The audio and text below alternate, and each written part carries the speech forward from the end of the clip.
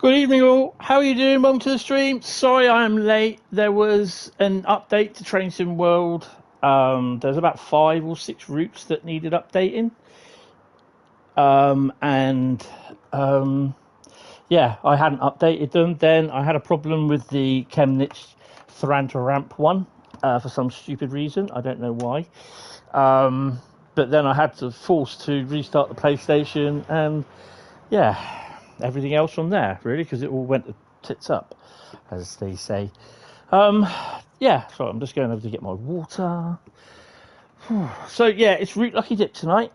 Everything in the bag of routes should be all up to date and everything. So, yeah, I hope it's... Oh, hello. I hope it's nice and warm where you are. There's about 5 or 6 routes that need... There we go. Just muted that. Oh, wow. Oh, sat down. I've been literally on the PC all day. Just I went to work in Junction yesterday, and I got fairly scorched, so I'm suffering with heat stroke. I've had a reoccurrence of my cold again. So yeah. Haven't had the HSP pack. Had the E94, and then I had Thranta Ramp, Antelope Valley, Frankfurt Folder. I think there's a total of 4. It won't tell me what was updated actually. I don't think. No. Plus, I've also got one for Sniper Elite Resistance to download as well, which I am not even touching at the moment.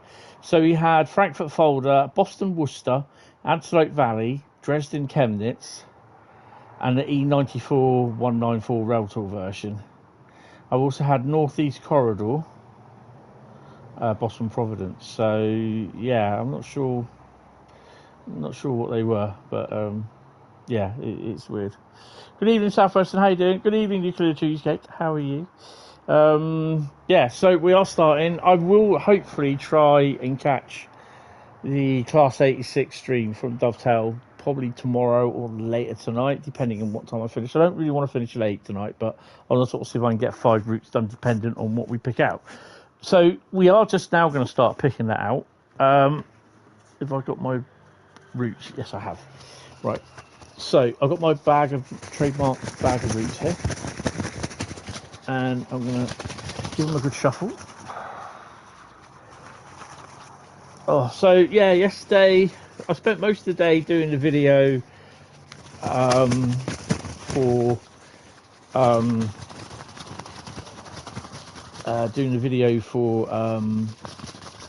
when I went to Burton Junction and Eastleigh yesterday.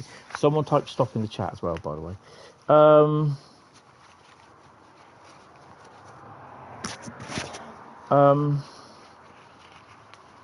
Have I got a high pass filter on my mic? No. You're muffled already. Troubled ears. Oh dear. That's not good. Oh, okay.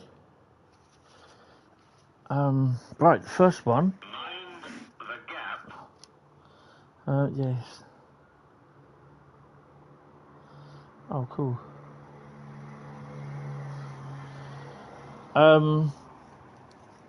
Cole. What are we doing? Oh, Kassell Wurzburg is the first one. Hold on a minute. I'll answer those questions and say hello to people in a minute. 2 seconds. Kassell Wurzburg. We are going to do. It will be timetable on here because I'm getting videos from. I'm getting messages for other things on WhatsApp as well, which I shall have a look later. Right. So let me say hello to everyone first. Hi everyone. No. I shall try and get some names done and everything. Apologies again for the lack of live stream yesterday. I was not feeling well when I got back. I was knackered, to be honest. Absolutely knackered. I got really, really bad sunburn. So I got the mic, Nick, right next to my gob. Right, so who we got in today? Who we got in? Let me... Oh, don't do this. Why has it done that? Oh, I see. I've got to do it with the mouse now because YouTube's being a bummer. Right.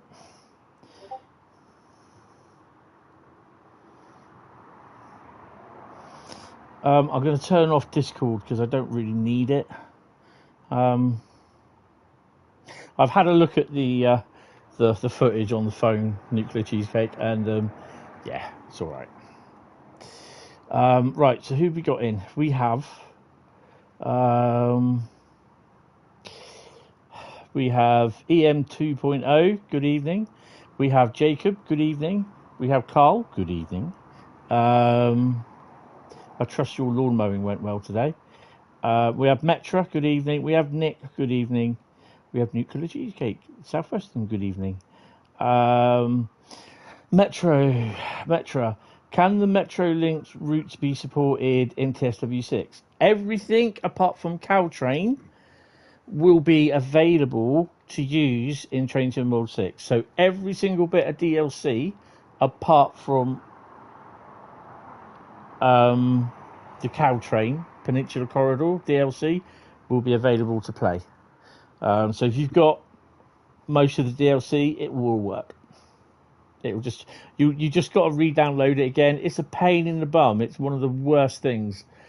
You got to re-download it because it all has to be rebaked for the updates of the free edition you get. So yeah. Am I using the new mic so we can hear me in HD? Am I pretty bad at the moment? Mind the Gap sounds like a good route. No, it's not. Let's go ride something. We will do in a minute, don't worry. No, the mic is for the phone when I go out recording. It went okay. You was drifting by the time you were done though. Awesome. Right, so yeah, let's crack on. So we are going to be doing a run on Kassell Wurzburg. Oh wow, I am absolutely steamingly hot. So being burnt is not a good thing. Choose a route.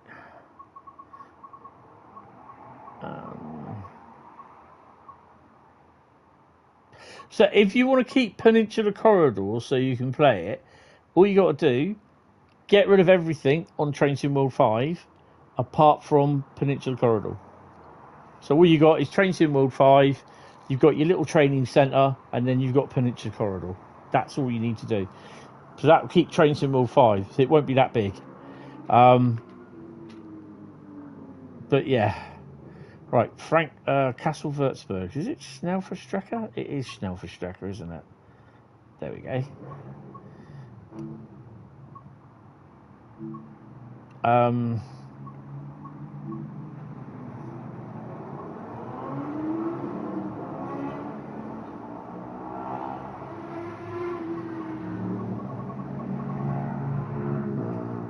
Of course, it being a Thursday night, everyone's out for a ride, aren't they?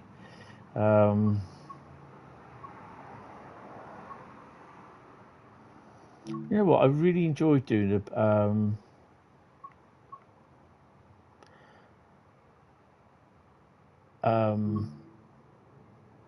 the ICE service the other day.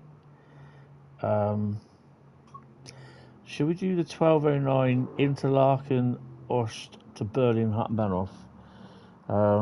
Hi, train person. How you doing? Welcome to the stream. You saw someone asking if the Richmond extension has the Clapham Junction branch in it.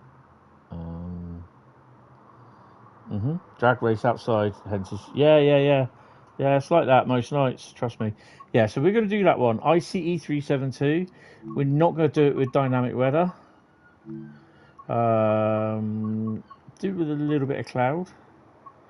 Where are we running from? Fulda to Kassel Wilmslow. Williamshow. Hentis, doesn't the TSW5 add-ons carry into TSW6 automatically? There'll be a placeholder on the PlayStation like there was last year, but you then have to re-download them. I know Steam you have to re-download them. But yeah, it's like differences between Microsoft Flight Sim 2020 and Microsoft Flight Sim 2024 looks like, I have no idea, but all finally depending on characteristics of our computers. Yeah, no PC.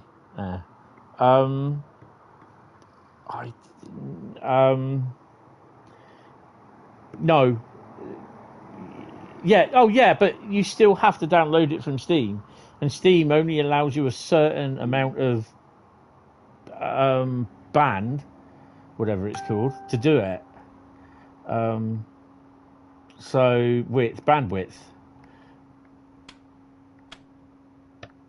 I hope we are on that side. What side are we on?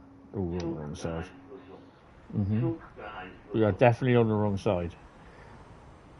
Oh no, we're on the right. Should I just shut those doors then to stop them running out? So yeah, I've also had to review a copy, an edit of the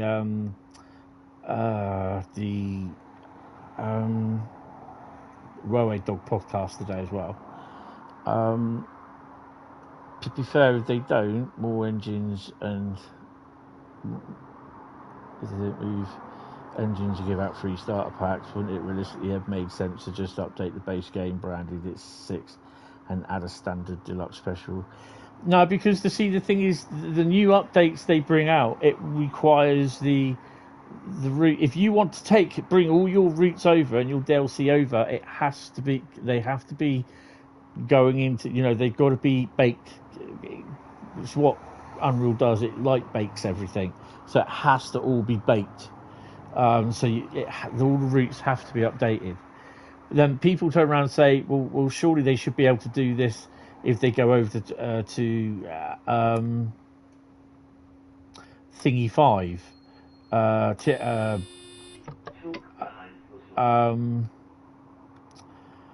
Unreal 5, which it doesn't work that way. And yeah, you try to explain to people like that, and they just don't want to know. And I'm just like, I can't be asked to explain to people. So yeah. Oh, take brakes off. Oh no, put the brakes on.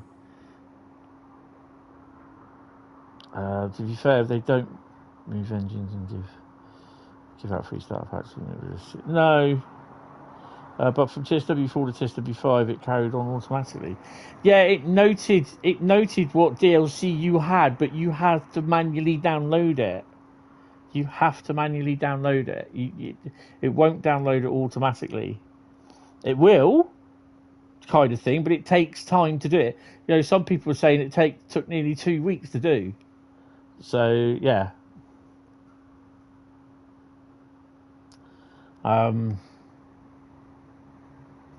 Lock my doors. Where are my doors? There they are. I've got a feeling I've done this wrong. RFB. It hasn't said RFB, has it? Where do I... Oh, there's a switch under here, isn't there? I'm sure there is. Come on, switch, where are you?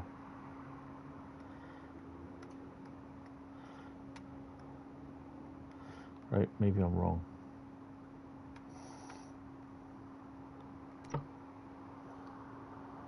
Have I not done this right?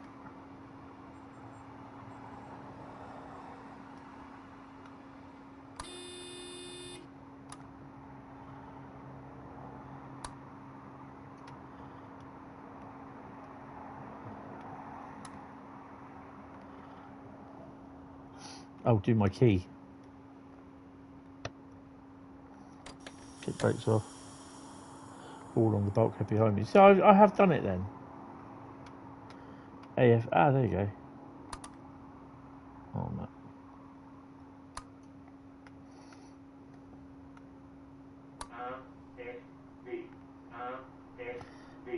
That's what I was doing wrong. 260 then, we shall set this. 260? 280, what are we? Oh no, we're a little bit less than that. So let's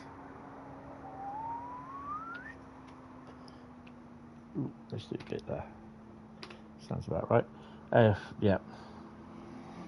Right, I think we're ready. You may hear loads and loads of sirens tonight as well. I love how it takes me half an hour to download a 20 gigabyte game on Steam, and your TSW6 is going to be like 300. Yeah, it's. I mean, because you think about it, there's a lot of other people that are downloading Steam as well. So yeah. Oh, everything's branded as super fast, and it's not. Trust me on that one.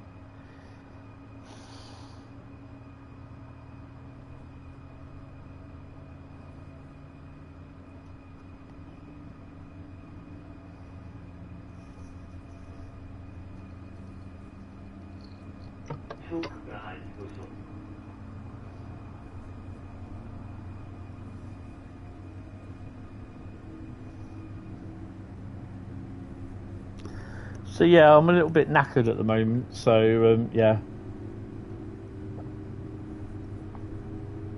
I went out to get Crompton coming back from Wembley this afternoon. And it was just like I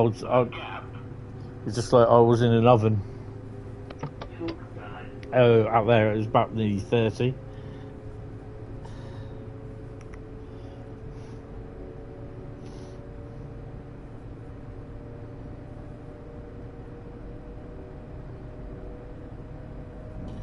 Wonder how long it will take in Japan. They just hit 1.06 petabytes, fast enough to download Netflix entire library in a second. Oh, awesome! Right, got to bring that up a bit.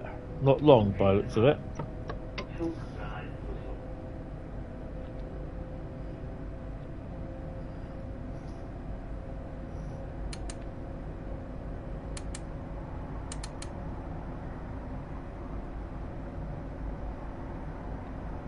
Would you say that's 230? This is only doing 160. Oh.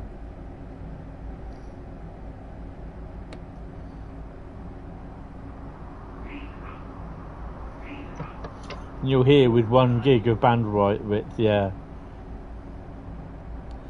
I kind of hope not, because if I start feeling really, really tired and drifting off like I was the other Thursday, then I will stop the stream, because I'm not going to risk it. I mean, it's kind of served me well in my Trains in World 6 announcement video, which was quite good. A lot of people have enjoyed that.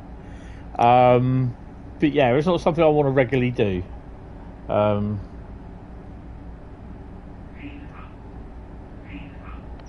yeah.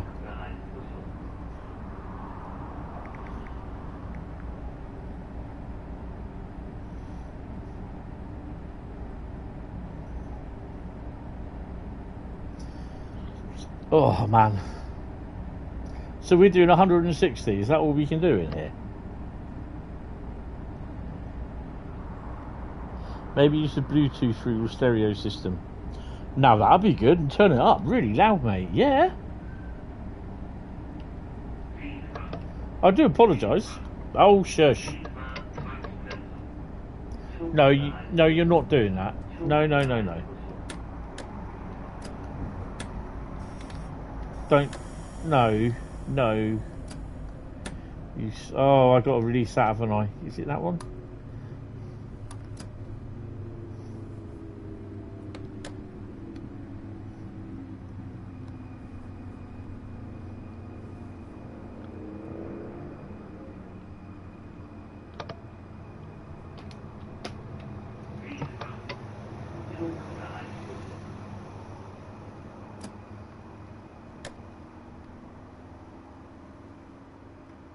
Hate it when it does that.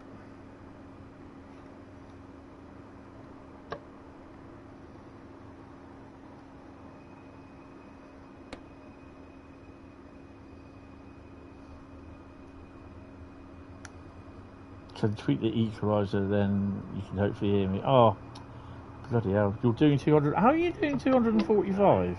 I've got everything on. I've got LZB on.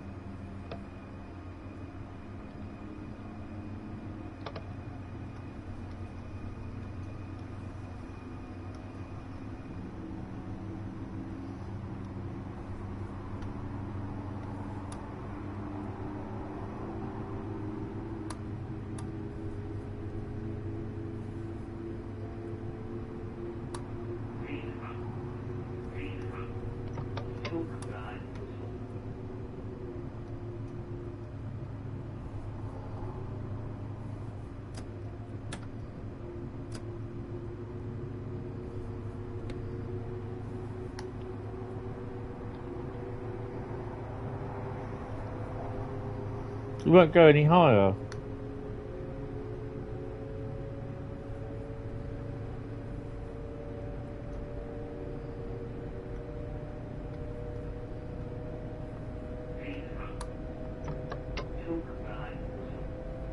Let me...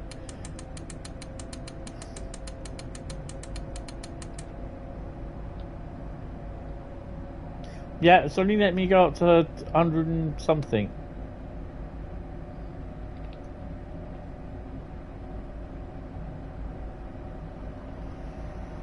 Well, I did have LZB on, but I just switched it off.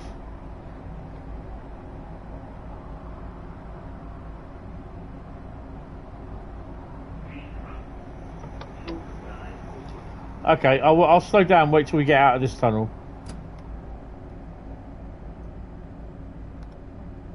If or when that becomes a reality.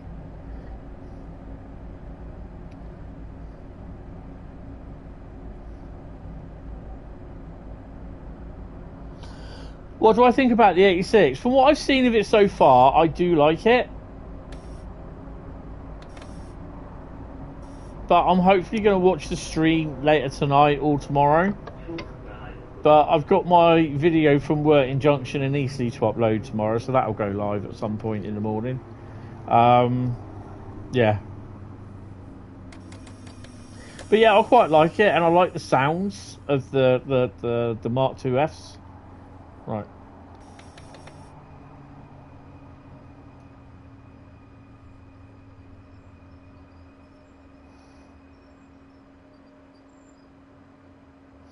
Right, so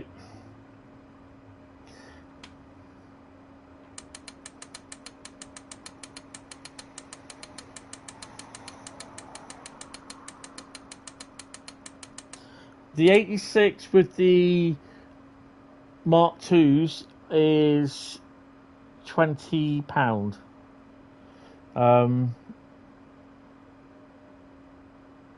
of the buttons on your bulkhead are lit.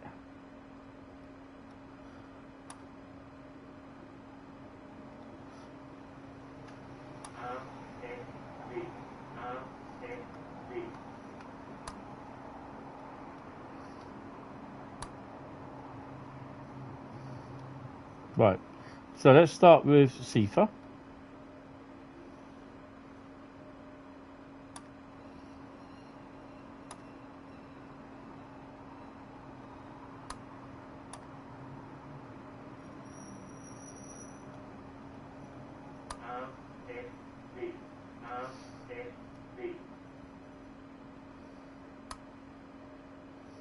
Should I take PZB off? I've got B there.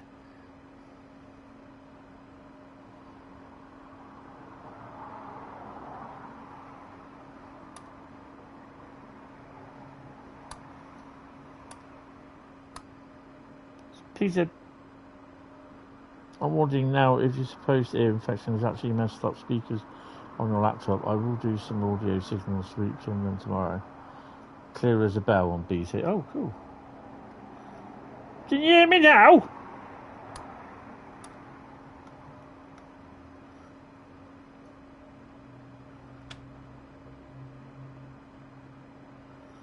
This is really weird. Right, let's set the speed. What is it? 280 or something like that. 240.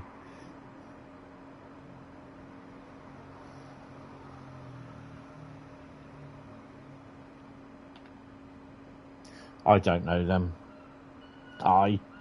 Awesome. Well, we'll just do it that way then.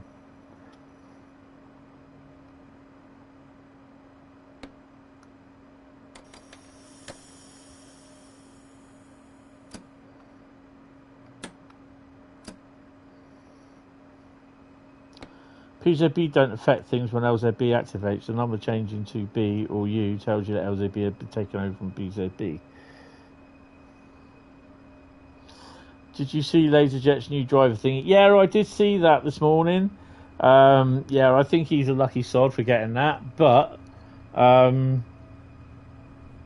mean, I don't blame him for it. It's an interesting design. Yeah, it's interesting. 200 and something quid, yeah. Well, I don't think he paid for it. I'm more or less thinking that someone's actually sent him that.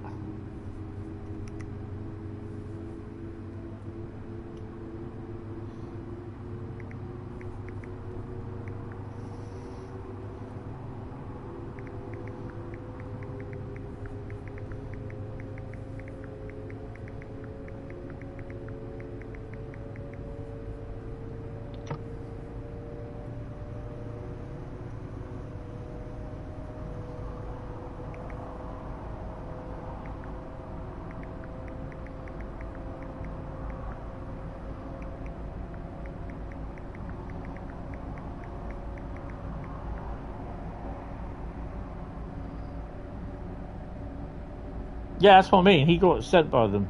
Yeah, they sent it to him.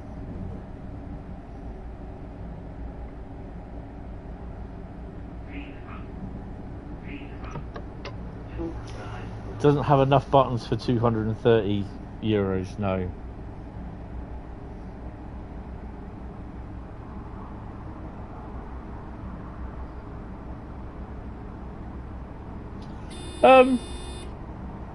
Yeah, I think it does. I like the way how he's actually used the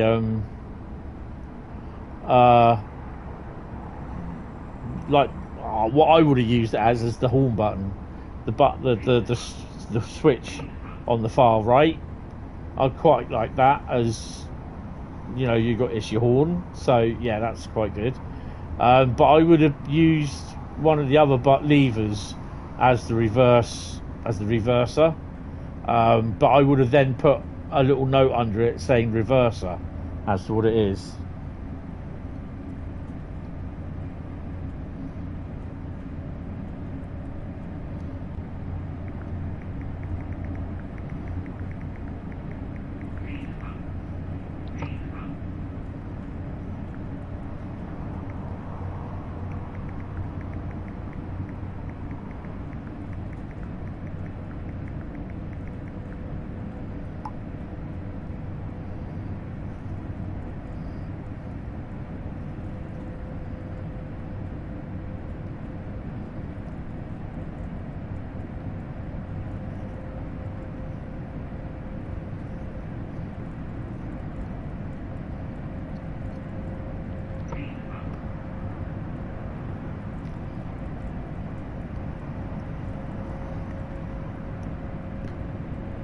Wow. I know there's a few people wondering. I think the two main gripes, or three main gripes, are the reason why they've gone with Gen 8. I have to say I was surprised at that, but there was definitely no clear indication last year that they were gonna not carry on with Gen 8 this year. The fact that there are people moaning that, oh, it's TSW5, why do we have to have TSW6? Why can't they just update it, blah blah blah, free of charge, and give us the DLC? Why do they have to call it Train Sim World 6? Well, perhaps it's a new set of features that they want to call as Train Sim World 6, and as of yet, no one knows what's in it.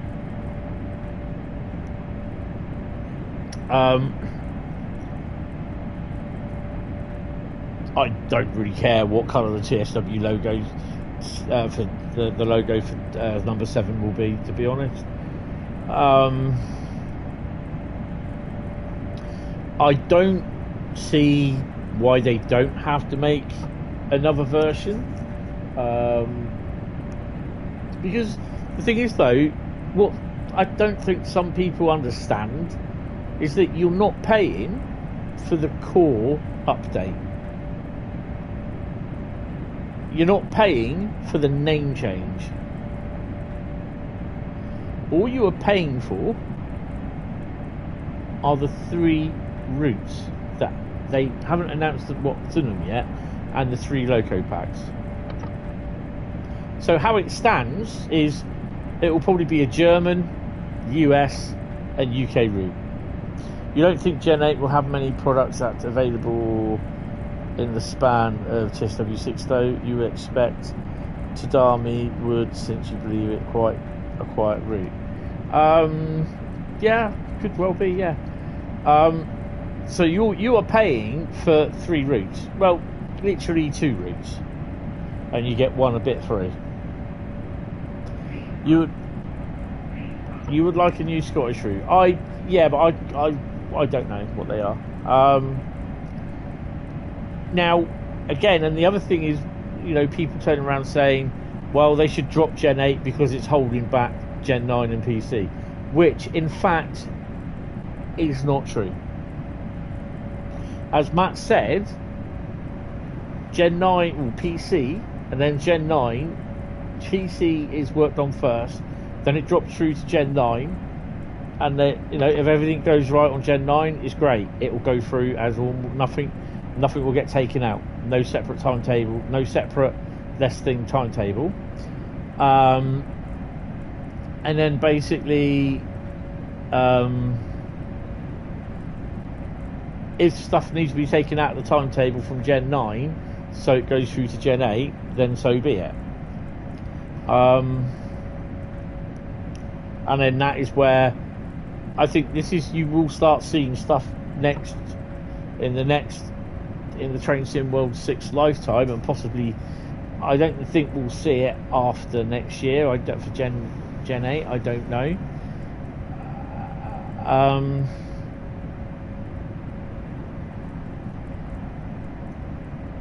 Basically, the routes did. Hold up a minute. The routes basically will probably have less traffic on them for Gen 8, so less timetables.